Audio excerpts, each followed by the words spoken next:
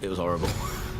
We enjoyed the work, and I said to my guys, you know, you might not want to do it again, but you won't regret doing it the first time. Because the product, what you've achieved, is amazing.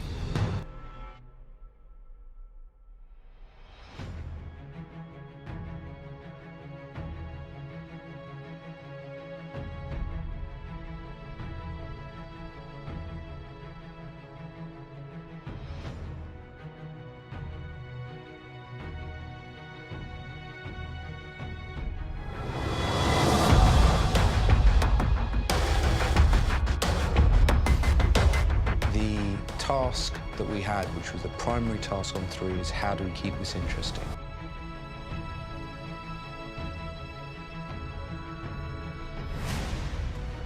We really wanted to make sure we were telling a coherent story with the whole thing and not just having battle beat, battle beat, battle beat.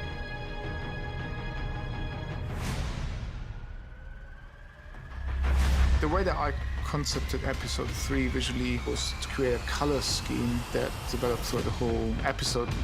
So it starts with a moonlit night. Because the Night King brings the storm and the clouds, the moon becomes dissipated and the moonlight takes over, but in a very diffused kind of way. And then the next stage would be the trench going up. We wanted the trench to be this overpowering light. And in prep for a long time, Miguel always mentioned hell to me. It's turning into hell for each character. So the blood-red fire of the trench takes over the image and completely drains out the blue of the moon until the end. Because the trench is dying down, the moonlight suddenly gets introduced again. So that was kind of the way for me to break it up into sections. So you have something that's visually different, so it's refreshing in that respect. But how do we take it one step further? So what we decided was to give each act a genre. So basically, Act 1 is suspense and is build-up. And the best way to do build-up is in any sort of kind of monster movie, which is what this is to not see the monster. Act 2 is actually from the moment that Arya is on the back foot and enters into the castle, that's the horror movie. And then Act 3 is an action movie. And so by breaking it into genres, it allowed us to change rhythm and go off on tangents where we followed specific characters for a longer period of time rather than worried about what was happening to everyone else. The core of it is the people you care about. You want to care about the people fighting, so every effort is made to make sure that you center that conflict around the people you know.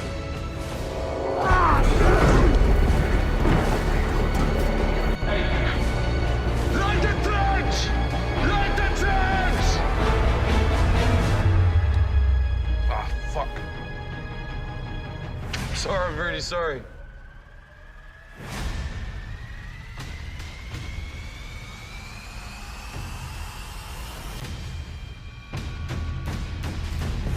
It was important that this trench not be something that anybody could jump over. So we needed to construct these bridges that would then collapse and create another barrier.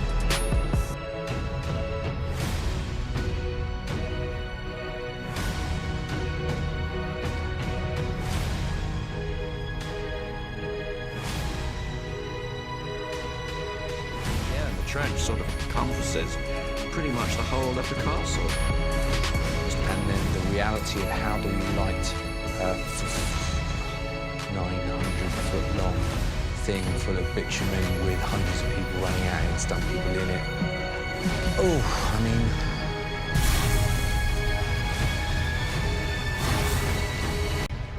The complicated process of the trenches began with the concept of it being a first line of defence. Therefore, it had to be impressive, it had to be very big. So we had to devise a way we could produce a flame which is big enough for outside environment. So we came up with a system which is just a simple water trough. It makes the most economical flame out of propane. And then, of course, you've got to think about the consumable part of it. You can't have real logs in there. It has to be a steel thing. It has to be able to endure the heat and the fire. I think we did 900 steel logs and we did 16 steel troughs.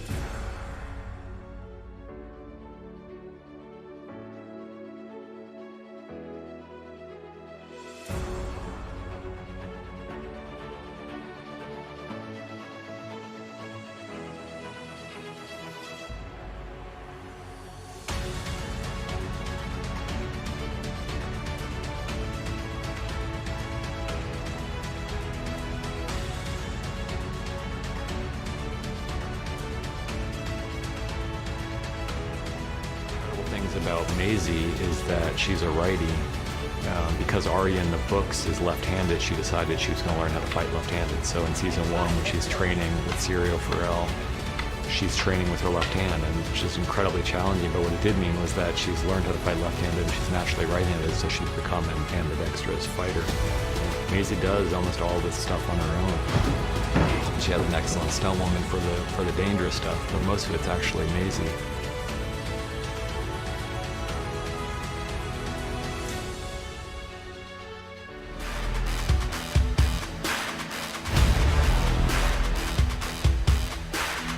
We're all in love with Lyanna Mormont. I think the whole world is. So we wanted this to be her absolute heroic moment. Oh, when I found out I was dying, it was the best thing, really. It sounds strange, but I either decided I'd be happy if I ended up on the throne, which I thought was very, very unlikely, or I had a great death. So I'm very happy. And the whole giant thing, that's just really cool.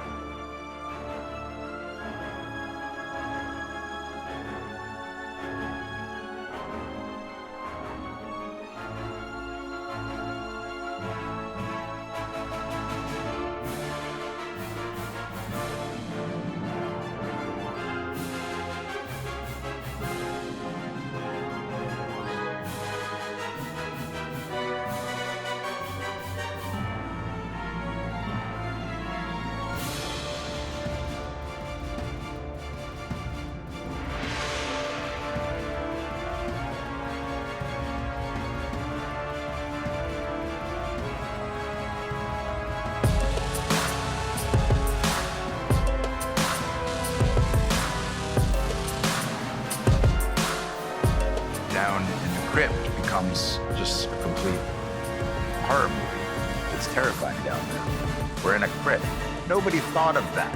He's bringing all the dead people back to life, and they put the women and children in a crypt with all the dead people. So, rah. Tyrion is smart, but I guess not that smart.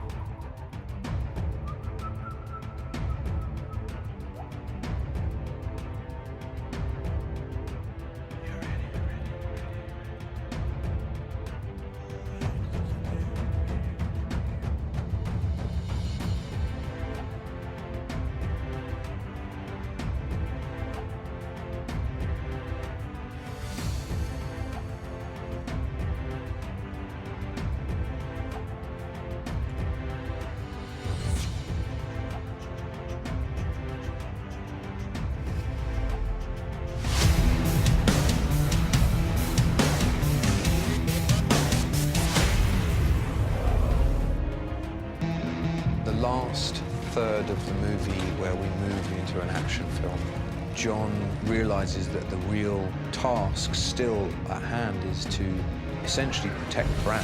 No! And so he heads into Winterfell and we follow him on a journey.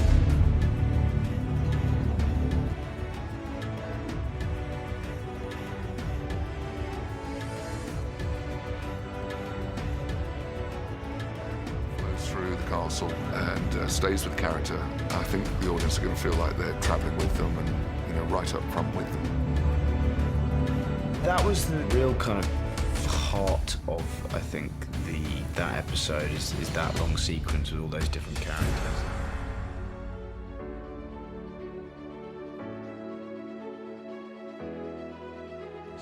We took each group of people, we gave them all a fight, they learned the fight, and then we shot the fight, and then we used little pieces of it. They were all losing battles.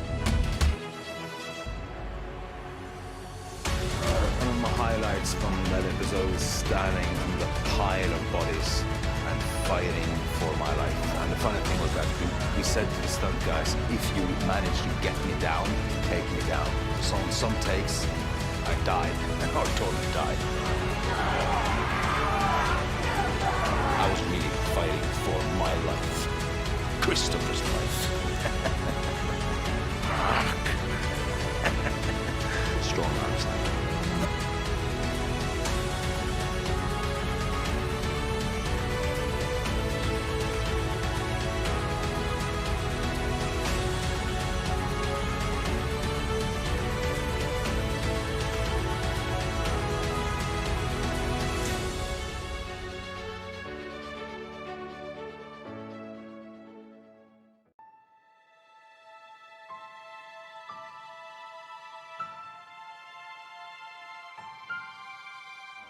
But ultimately, the key thing there was to give Kit the fight of his life, and then at the end of it, present him with an insurmountable odd, which is a dead dragon. Or an undead, or not dead.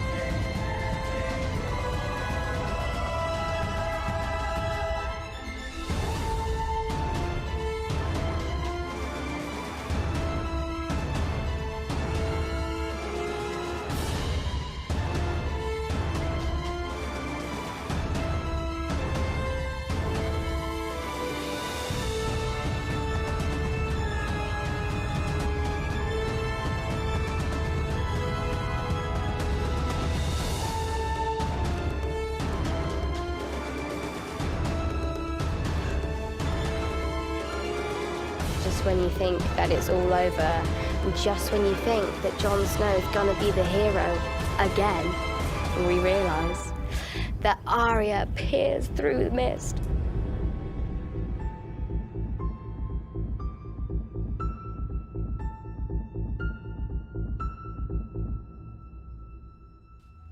I was pissed that it wasn't me killing the Night King. I would have given you like, I'd have bet you thousands before we read the finals. I was like, yeah, it's definitely me.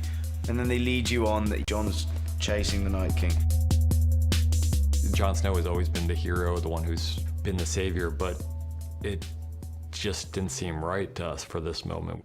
It's probably 3 years now or something we've known that it was going to be Arya who delivers that fatal blow. Dan and David let me break all the Game of Thrones rules for that sequence. Majority of it is shot at 96 frames a second. It's all super slow motion. It's all heightened reality, which is not what they usually do. It's a surreal nightmare. Finally, the Night King and Bran were finding each other.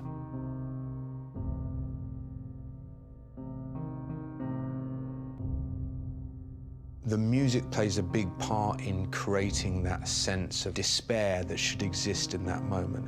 And you're intercutting with Jon, who's clearly not going to make it, and you're intercutting with all our other characters where they're so fucked. Everybody's fucked. I mean, that was the phrase we kept using. It's like, let's do the it's fucked shot. And then everyone would shoot a shot where it just was like, there's no escape. Everyone's going to die right now. And you know they're not, but we want you to feel that same feeling of, oh my God, it can't. What's the recovery? How do we come back from this? And we've all forgotten about, you know, that little innocent girl from all those years ago who's turned into a train killer who's coming out of nowhere.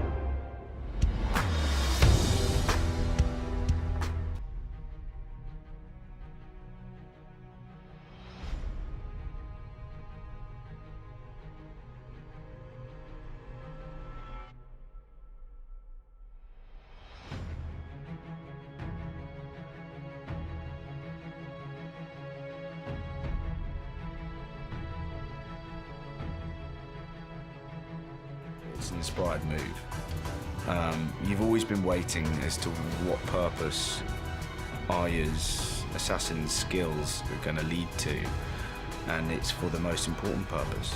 Reading what I get to achieve and Arya's whole purpose in this world and everything she's trained for comes down to this one episode.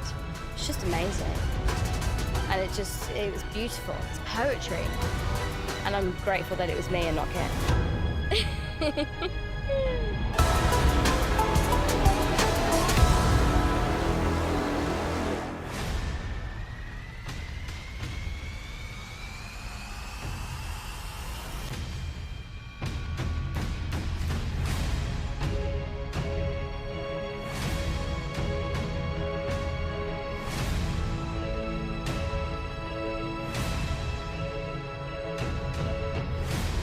About Jorah, from the very first time we met him, he was with Dany. You know, and the first time you meet him is at Danny's wedding when he's giving her the books of Westerosi history. And from that time, he's been mostly by her side. If Jorah could have chosen a way to die, it would have been protecting Danny. There was a lot of input from Ian and from Emilia about making sure that their characters stayed true to who they were, not having Jorah lose sight of his goal, which is protect his queen at all costs. We realized that all he ever wanted to do was to serve her, and all he ever wanted to do was to fight to protect her, and there had never been a moment where she more needed someone to fight to protect her than this moment. And Ian himself, I think he was happy to go down fighting, because he's very good at it. My favorite scene to shoot was my demise. Yeah, just because it required most of me, was the most demanding and most fulfilling scene. And it felt the right conclusion for Jorah's role, and being given a very good setting, a very kind of dramatic and telling setting.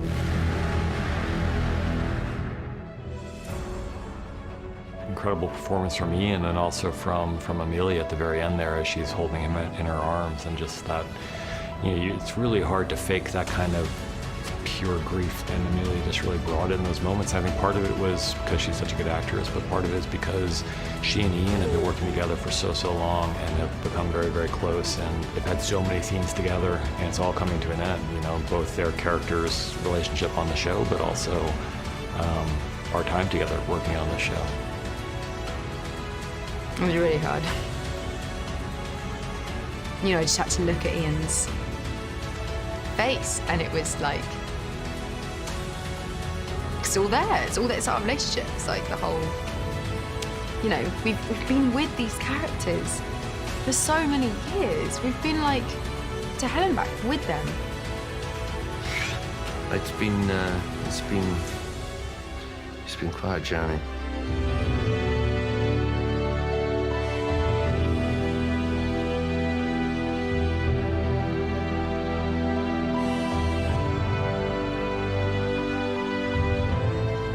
No final words. No.